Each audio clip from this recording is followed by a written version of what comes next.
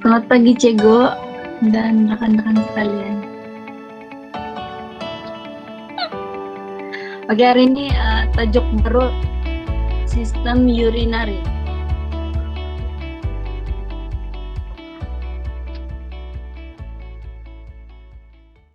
Sistem urinary itu ialah kumpulan organ yang menyiapkan air yang berlebihan dan bahan-bahan yang tidak diperlukan keluar dari bahan sebagai air kencing.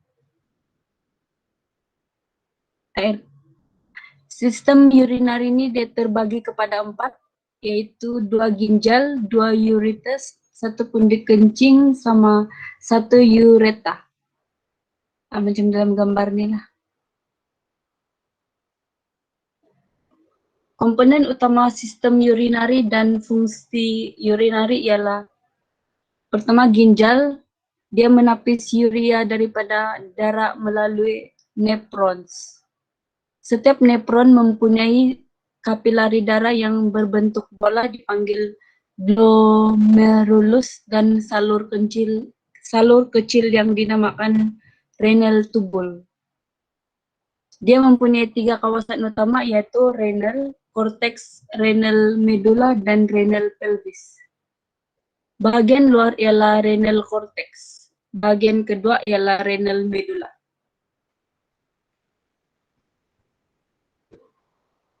Ini contoh ginjal. Kedua, uretes juga dipanggil sebagai salur ginjal. Tiub kecil yang menghantar air kencing ke bladder. Okey, Terdiri daripada back sikit. Okey. Alright, sekarang ini nephron. Okey. Guys, salin perkataan nephron. Kemudian salin perkataan glomerulus. Dan renal tubule. Okey, renal tubule. Okey, kemudian renal cortex, renal medulla, dan renal pelvis. Serta renal renal medulla. Okey. Renal cortex, renal medulla, renal pelvis. So, nephron, glomerulus, kemudian renal tubule, renal cortex, renal medulla, renal pelvis. Okey, ini adalah khusus untuk bahagian ginjal. Okey, next. Kita tengok gambar dia. Okey. Ini yang kita mau tengok sebenarnya. Okey, bukan sekadar untuk bentang sebut satu-satu. Ini yang kita kena tengok betul-betul. Okey, apa itu renal? Okey. Dia terbahagi kepada renal ini adalah keseluruhan ginjal lah. Okey, keseluruhan ginjal yang mana dibahagikan kepada tiga bahagian. Okey, cuba back. 3 bahagian. Apa ya 3 bahagian itu? Yaitu renal cortex, renal medulla, dan juga renal pelvis. Okey, back to the gambar. Okey, tengok. Cortex adalah di bahagian luar ginjal. Medulla adalah di bahagian lapisan kedua. Okey, lapisan kedua ginjal. Cortex, medulla, lagi satu adalah apa ni? Apa lagi tadi itu satu? Pelvis. Renal pelvis. Mana pelvis? Tiada pelvis. Okey. Pelvis itu yang warna kuning itu. Okey. Alright. So, ginjal ini adalah terdiri daripada satu kapsul. Kapsul ginjal ini terbahagi boleh dibahagikan kepada 3 bahagian utama, iaitu cortex, medulla, dan juga pelvis. Dan keseluruhan ginjal ini ada salur darah, iaitu salur darah arteri, vena. Okey. Alright. Dan dia attach dengan ureter. Okey, ureter. Kemudian ini adalah kepala ginjal. Kepala ginjal ini adalah attachment dengan ureter dengan pelvis. Okey. Ureter dengan pelvis.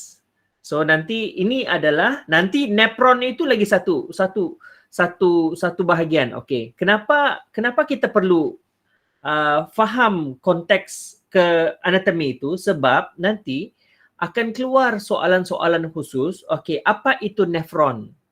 Apa fungsi nefron? So nanti kerja rumah sebagai catatan tambahan di nota, macam saya katakan tadi, adalah back kepada nota tadi. Ini yang kena cari nanti ya. Apa itu nephron? Apa itu glomerulus? Nanti walaupun diorang akan terangkan apa itu renal. Okey, renal cortex, renal medulla, renal pelvis. Okey.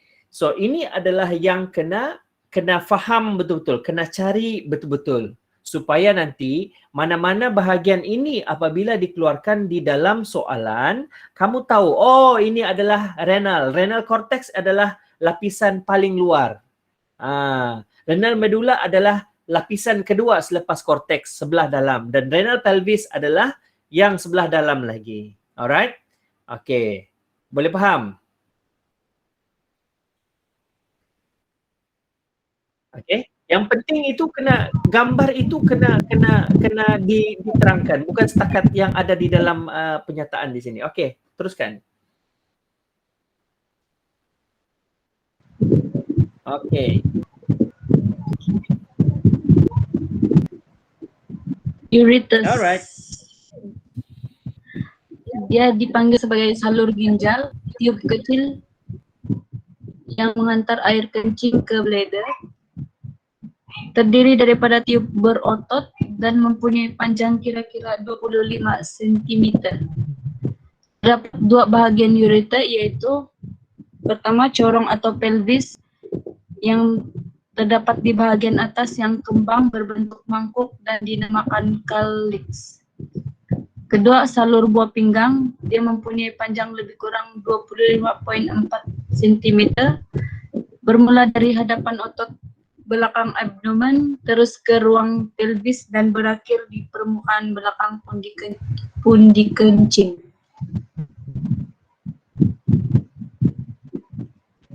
Inilah dia.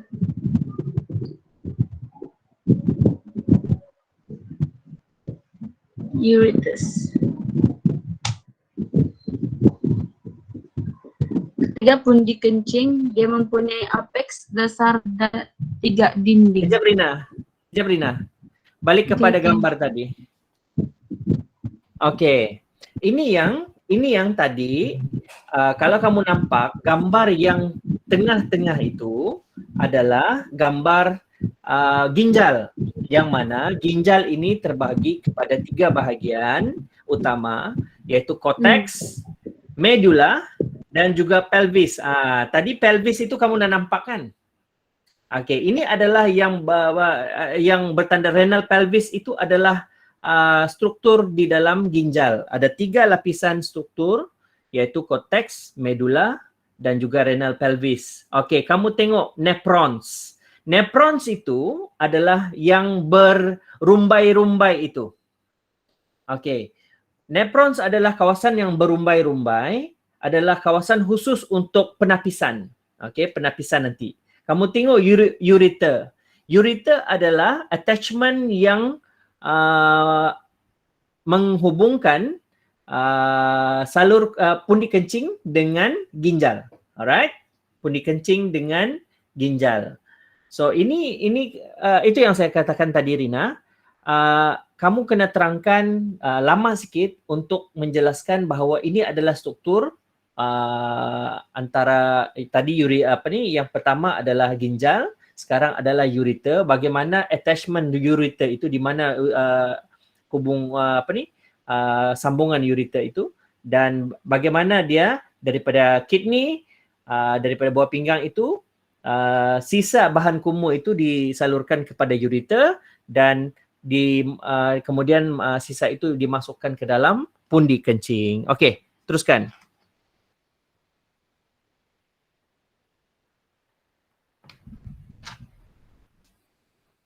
Okey, pundi kencing.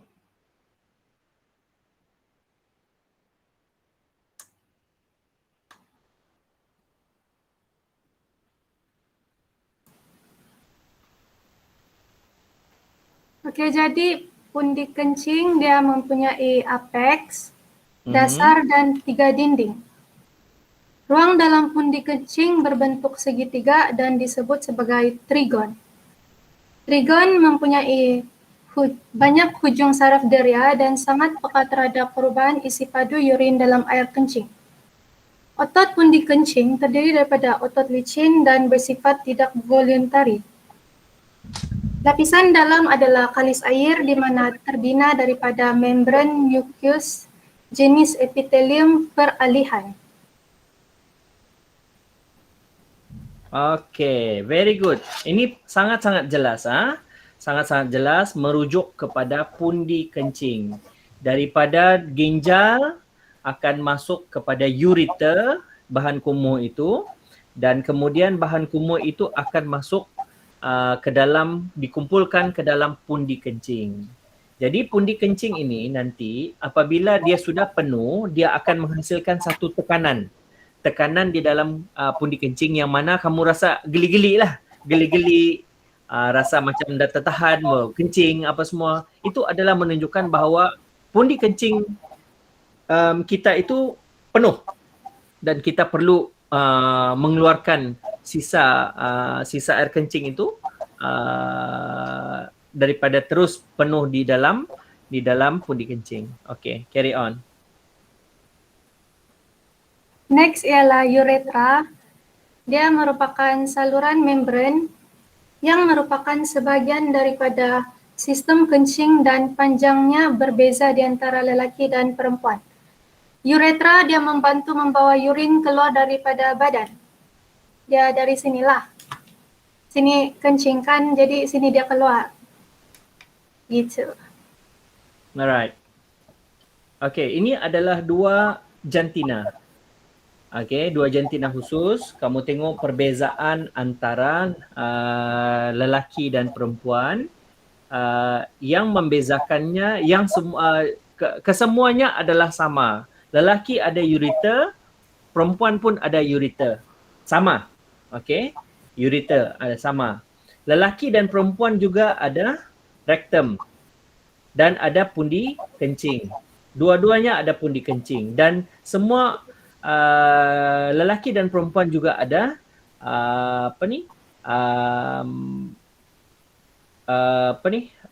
pundi kencing yang akan menampung sisa bahan kumuh itu. Yang berbeza adalah alat kelamin. Perempuan dia ada alat kelamin perempuan, lelaki dia ada alat kelamin lelaki dan dia ada satu adalah testis.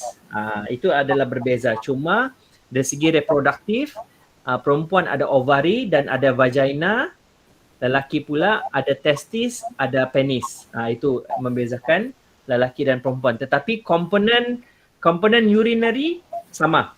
Okay, ginjal, kemudian kemudian ureter, ada pundi kencing dan juga ada uretra. Okay, ada uretra. Itu yang persamaan. Cuma yang berbeza adalah alat kelamin lah dan juga sistem reproduktif. Alright, carry on. Oke, sekarang kita masuk dalam fungsi sistem urinari. Jadi fungsi yang pertama ialah sebagai rembesan, yaitu di mana proses perembesan atau pengeluaran air kencing. Jadi bahan yang tidak diperlukan seperti urea, racun, pigmen, dan dada akan dibiarkan keluar dalam air kencing. Yang kedua adalah sebagai pengekalan keseimbangan asid base, yaitu alkali. Alkali dia menetralkan asid yang berlebihan. Keseimbangan asid alkali penting kerana jika kandungan alkali rendah, maka badan akan menggunakan nutrisi daripada organ lain untuk menetralkan asid. Selain itu sebagai pembuangan urin. Jadi urin ni ialah air kencing lah.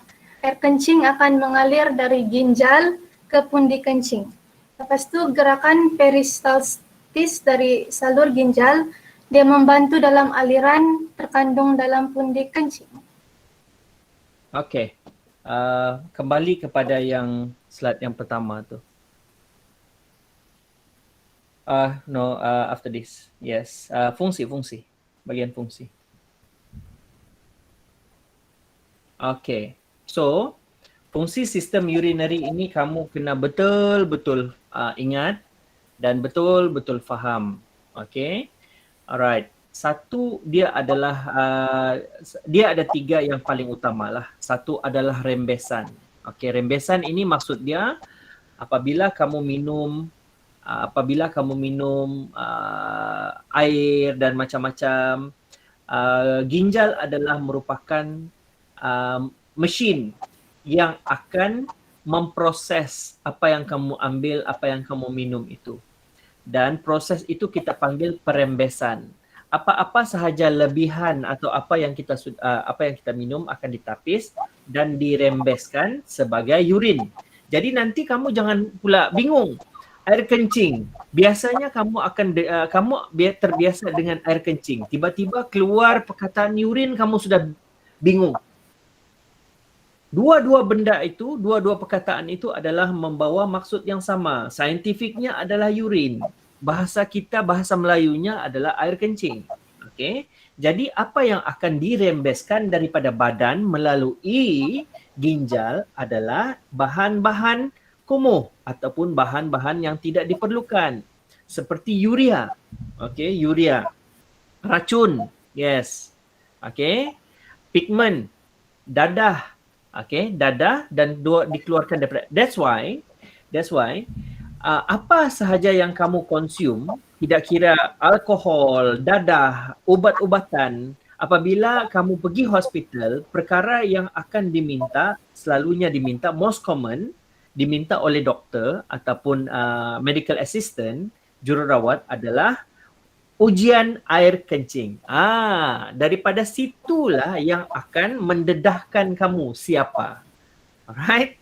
Siapa. Dan biasanya daripada urin juga akan dapat detect yang kamu ini ataupun siapa-siapalah, siapa-siapa, terutamanya perempuan, mengandung ataupun tidak.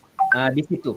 Alright, daripada air kencing saja boleh detect tentang pregnancy, tentang pengambilan dadah, tentang kandungan alkohol. That's why apabila ada checking dan sebagainya ada roadblock dan sebagainya, bila ada checking, air kencing selalu diambil oleh polis. Dan di situ juga diorang boleh uji sama ada mengambil dadah ataupun alkohol dan sebagainya. Alright? Okay, yang kedua adalah urinary ini adalah antara part yang sangat penting. Dia mengekalkan keseimbangan acid base. Maksudnya, pemakanan, pengambilan minuman, apa-apa ubatan yang kamu ambil akan mengubah sistem dalam badan. Contoh. Okey, contoh. Apa-apa sahaja, contoh kamu termakan contohnya kamu terambil minuman yang mempunyai alkohol yang tinggi. Okey, alkohol yang tinggi. Maksudnya ginjal akan berusaha untuk mengimbangkan paras alkohol itu kepada yang normal. Tetapi jika konsum berlebihan, buah pinggang tidak boleh kawal kandungan alkohol di dalam badan. Means apabila dia tidak boleh kawal alkohol dalam badan, means dia akan dirembeskan sebagai air kencing. That's why ramai orang yang selalu minum tu, terutamanya masa pesta kamatan apa semua, dia balik-balik kencing. Kenapa dia balik-balik kencing? Adalah bahan-bahan yang tidak perlu itu, bahan-bahan alkohol itu dia akan dikeluarkan daripada badan. That's why apabila keluar daripada badan, rasa mabuk itu mula berkurang. Betul kah? Betul. Betul. Tetapi kamu tidak sedar diri lagi. Minum lagi sampai mabuk lagi. That's why itu yang akan buatkan kamu mabuk tidak mabuk, mabuk, tidak mabuk, mabuk, tidak mabuk. Disebabkan oleh fungsi urinari ini. Disebabkan oleh fungsi urinari. Bayangkan kalau ini menjadi satu tabiat, ini yang akan menyebabkan ramai yang mengalami kegagalan buah pinggang, kerosakan buah pinggang disebabkan oleh lifestyle. Okay, lifestyle. Alright, that's why ginjal ini akan menetralkan apa yang kamu ambil. Okay, apa yang kamu ambil, dan ia adalah penting untuk memastikan tidak akan menjejaskan sistem dalam badan yang lain, sebab kita ada sistem ada 13 sistem dalam badan. Okey, ada 13 sistem dalam badan. So antara yang mengawal sistem keracunan di dalam badan adalah sistem urinary. Alright? Okay, next. Okay, dan yang ketiga adalah totally ini adalah fungsi yang paling besar adalah pembuangan urin. Selepas rembes, dia akan dikumpulkan di dalam pundi kencing dan dia akan dikeluarkan daripada badan. Jadi kenapa perlu dikeluarkan daripada badan? Sebab bahan-bahan yang ada pada pundi kencing itu adalah bahan-bahan yang tidak diperlukan. Means totally bahan kumuh lah. Bahan kumuh. That's why ada orang yang mempunyai masalah di pundi kencing. Contoh, ada batu karang,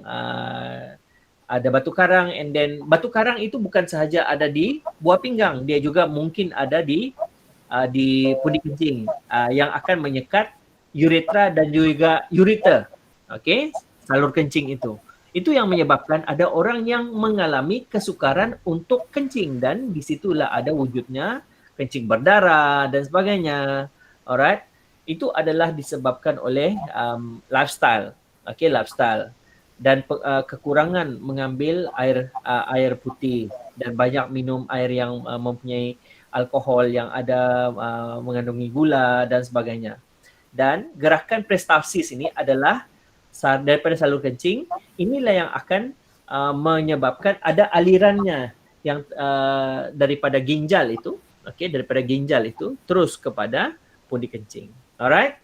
Peristalsis ini bukan macam hose pipe yang terus memancut-mancut, tidak. Peristalsis ini macam kita punya sistem pencernaan, digestive system, yang mana dia slowly, dia slowly dia macam ring style, ring system, dia akan push ke bawah, push ke bawah, push ke bawah, push ke bawah, push ke bawah, push ke bawah, push ke bawah sampailah dia masuk ke dalam pundi kencing. Alright, teruskan. Alright, ini paling penting ini paling penting. Lepas ni kamu kena test. Oke. Jadi sekarang kita tengok hubungan kait warna air kencing atau urin dengan status hidrasi. Jadi kalau kamu punya warna air kencing terlampau kuning atau kuning lah, jadi maksudnya kamu dehidrasi. Jadi cepat-cepat minum air. Lepas itu kalau dia peach, dia dehidrasi yang sedang-sedang. Tapi mau on the way pergi dehidrasi sudah. Jadi kalau yang clear kamu punya air kencing, dia tidak terjadi dehidrasi. Okey. Sekejap sebelum kamu okey, guys, apa yang satu ciri yang kamu pernah alami di mana 3 kuning ke atas ini merupakan satu keadaan dehidrasi. Contohnya cirinya adalah dari segi bau. Bau apa yang kamu selalu cium?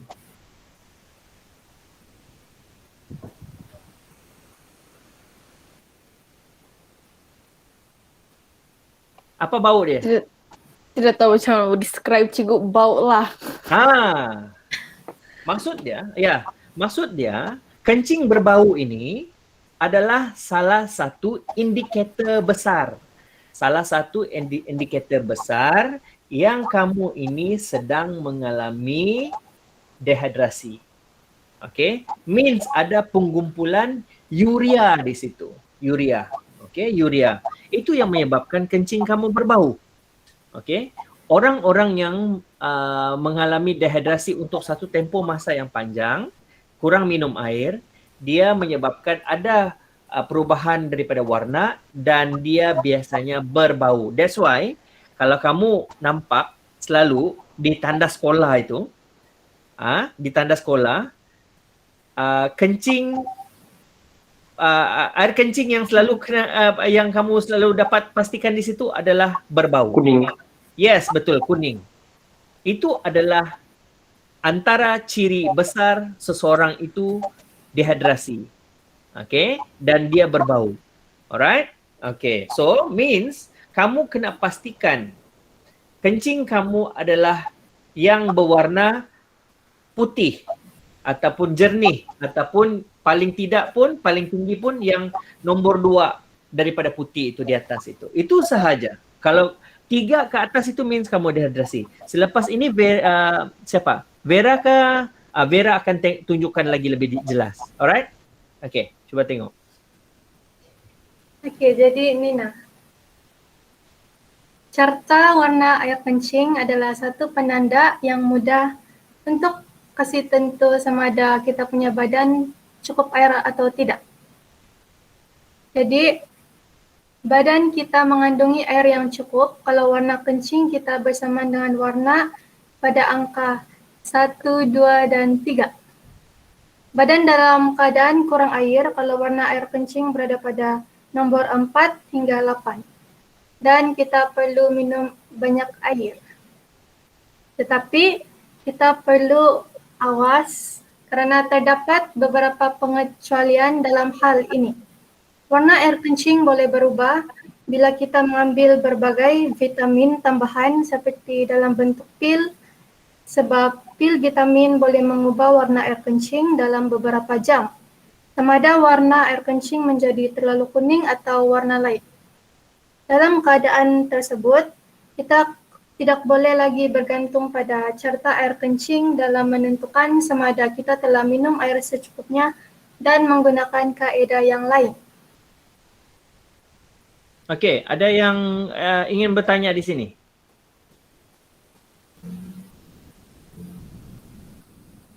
Ada?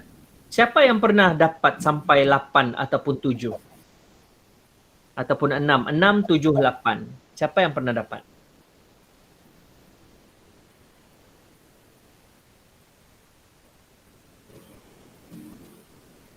Okey. Alright. Kalau sebaiknya adalah nombor 7, 6, 7, 8 ini adalah yang paling teruk lah. Paling teruk.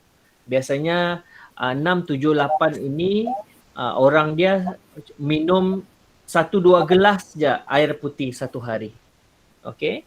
1-2 gelas je. Dan dia paling sikit ke tandas. Okey. Jadi, sekarang ini kamu reflect balik pada masa sekolah. Alright, pada masa sekolah. Satu hari itu kamu di sekolah itu, berapa kali kamu kencing? 2-3 kali juga. Okey, 2-3 kali. Ya. Ada yang cuma kencing pada waktu rehat tau. So, waktu rehat itulah saja kamu boleh tengok. Maksud dia, kamu hanya minum air pada pagi yang kamu pergi sekolah. Selepas itu kamu tidak minum. Waktu rehat kamu boleh nampak macam mana perubahan air kencing kamu tu. Nampak sangat beza dia. Okey, benda ini selalu berlaku kepada semua orang. Kenapa dia tidak konsum air? Pasal dia selalu takut. Masa belajar dia selalu mau ke tandas. Salah. Salah. Cikgu mana yang mau marah kamu ni mau ke tandas? Tiada. Alright? Itu adalah normal. Kalau kamu mau ke tandas setiap masa pertukaran masa itu tiada masalah. Just pergi. Okay? Minum air tu itu adalah normal. Okay? Itu adalah normal. Okay. Cikgu sejarah. Ni Braden.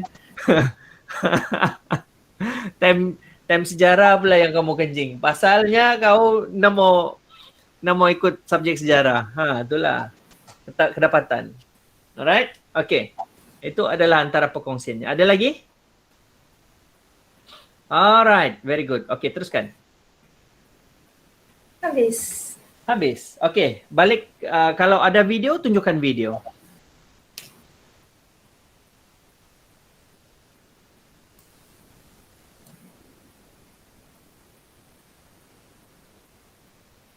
Sekarang kita berada di topik 13.2 iaitu sistem urinari. Okey, ginjal mempunyai dua fungsi utama iaitu yang pertama sebagai organ perkumuhan dengan menyingkirkan bahan kumuh yang bertoksik seperti urea, asid urik, amonia dan kreatinina. Selain daripada itu, ginjal juga berfungsi sebagai organ pengosmokawal aturan iaitu dengan mengawal mendalih seperti isi padu dalam mendalih badan, kepekatan ion dalam mendalih badan, tekanan osmosis darah, kandungan elektrolit serta pH. Pertama kita kenali dulu struktur ginjal.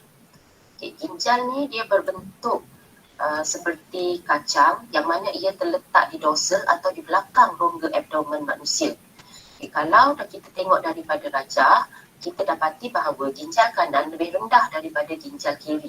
Kenapa ini berlaku? Kerana ia memberi ruang untuk peletakan hati. Daripada keratan rentas ginjal yang dapat kita lihat, kita dapati bahawa struktur ginjal terdiri daripada korteks iaitu bahagian paling luar, medula iaitu di bahagian tengah dan pelvis iaitu di bahagian paling dalam. Pelvis ni dia adalah bersambung terus dengan ureter. Untuk pengetahuan semua, di ureter lah air kencing dialihkan ke pundi kencing. Salur darah yang membawa darah beroksigen dari jantung ke ginjal dikenali sebagai arteri renal. Manakala salur darah yang membawa darah terdioksigen dari ginjal ke jantung dikenali sebagai vena renal. Tadi kita dah kenal struktur ginjal. Sekarang untuk pengetahuan semua, di bahagian medula, dia terdiri daripada berjuta-juta unit yang berfungsi yang disebut sebagai nefron. Setiap nefron terdiri daripada kapsul Bowman yang berbentuk cawan. Kapsul Bowman ni dia bersambung terus dengan tubul belengkar proksimal.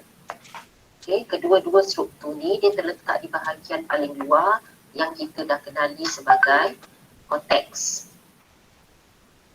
Daripada tubul belengkar proksimal, seterusnya ia akan bersambung dengan struktur yang dikenali sebagai liku Henle. Liku Henle ni berbentuk U. Daripada liku Henle, sebelum tu untuk pengetahuan semua, liku Henle ni terletak di bahagian medula iaitu di bahagian dalam ginjal. Seterusnya, daripada liku Henle, struktur ini akan bersambung dengan tubul belengkar distal. Ianya terletak semula di bahagian korteks. Daripada tubul belengkar distal tu, beberapa tubul belengkar distal yang lain daripada nefron yang lain akan bercantum dan membentuk duktus pengumpul. Duktus pengumpul inilah yang akan mengalirkan air kencing ke ureter. Apa ada dalam kapsul Bowman? Dalam kapsul Bowman terdapat gumpalan kapilari darah yang disebut sebagai glomerulus. Daripada mana datangnya kapilari darah ini? Glomerulus dia terbentuk daripada arteriole afferent yang berfungsi untuk membawa darah masuk ke dalam kapsul Bowman. Seterusnya darah akan dibawa keluar dari kapsul Bowman melalui arteriole efferent. Satu masuk, satu keluar. Macam mana strukturnya? Diameter arteriole efferent adalah lebih besar berbanding arteriole efferent.